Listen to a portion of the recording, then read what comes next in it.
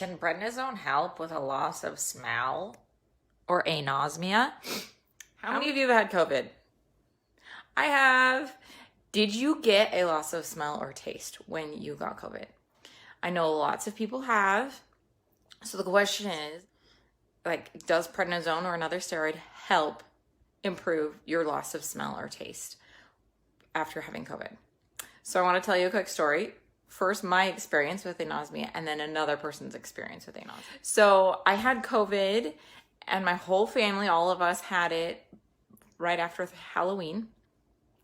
And I have a baby, and my baby had a diaper rash for the first time ever, over a year, and had never had a diaper rash. Why? Because I couldn't smell the stinky diapers. So of all of the strange COVID symptoms to have, that was kind of a cool one for me, not so much for him. To not have to smell stinky things was kind of fun. It's back, no more diaper rashes, so that's okay. So that's my loss of smell.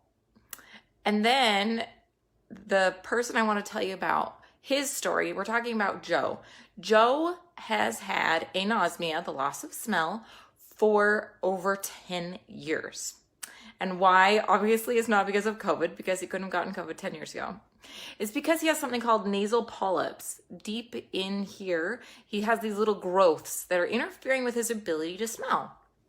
So Joe took prednisone for just a few days way back, and it worked. It helped him feel awesome. He could actually smell again. He could actually taste again.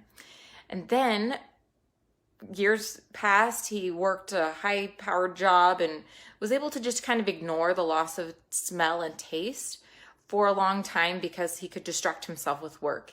But then COVID hit, he retired, and he had no more distractions interfering with him forgetting that he can't taste. So in the isolation and the misery of being alone and having nothing to distract him and help him remember that this food tastes awful, he started losing weight. He's actually started developing like a weird appetite issue, like a food issue. Like he gags. He literally gags when he eats food because it doesn't taste good. It doesn't have any great like whatever it's called when we like to taste things. And it was seriously affecting his quality of life. Losing weight, not eating, like becoming malnourished and potentially dying. So he tells his doctor in a big health system in California, hey, I really need some prednisone. I know it helps me to be able to taste. And I think the benefits of prednisone really outweigh the risks because I've tried prednisone and I've never had side effects. Lucky dude, by the way. Like, that was not me. And he says he only needs a really low dose to get him through. And if this was a surgery, he would be able to sign a consent form, right? Like, I know that if I go under the surgery, there's a chance I could die, I could bleed to death, I could have a heart attack, whatever. But I'm willing to go under the knife so that one great effect can happen. And he's like, I will sign a consent form to get my prednisone because I know that the benefits in my situation outweigh the risks. He said he's read like my whole website. He's aware of all the risks. Are you aware of all the risks? Because if you're not, you should click the link below and get your prednisone checklist, which I will post in a minute. But it is key to understanding, do the benefits outweigh the risks for you? And in his situation, he clearly felt that having done all of this research, that eating, having an appetite, smelling and tasting was a really important part of his life, and that he needed to be able to do so in order to not die an early, lonely, miserable, malnourished death. He couldn't get a doctor to prescribe it for him though.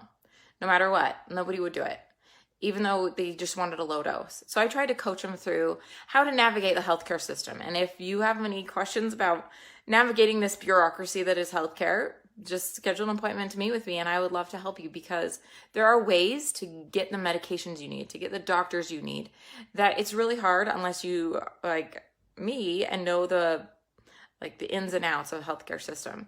So I tried to be like, okay, call your insurance company and ask them to find you a new doctor, because obviously the doctors you have right now aren't helping you in the way you need them to. So get a second opinion, get a third opinion, get a fourth opinion, right? So that's the first thing I recommended to him.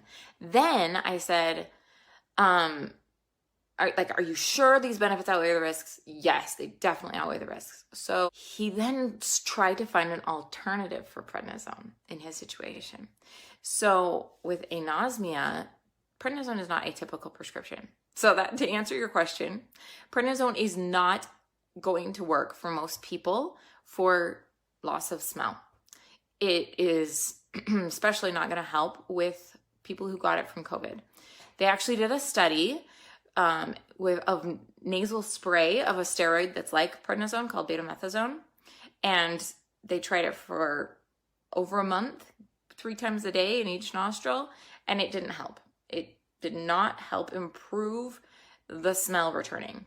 And so Joe calls me and he's like, hey, I just want to let you know, 10 years of trying, and I finally figured it out. If I chew ginger root every day, like that powerful ginger, it restores his sense of smell for the day. If he forgets to do it, then he can't taste that day.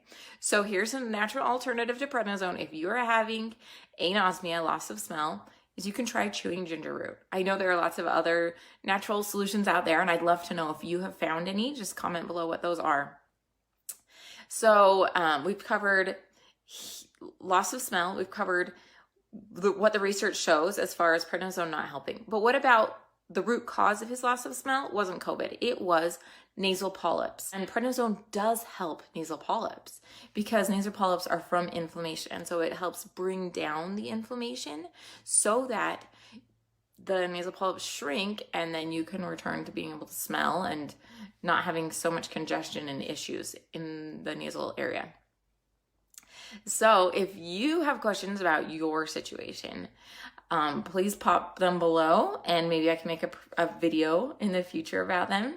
Otherwise, if you want specific advice, you can schedule an appointment to meet with me, and I'd love to chat all about your prednisone side effects. Signing off as Dr. Megan, your prednisone pharmacist.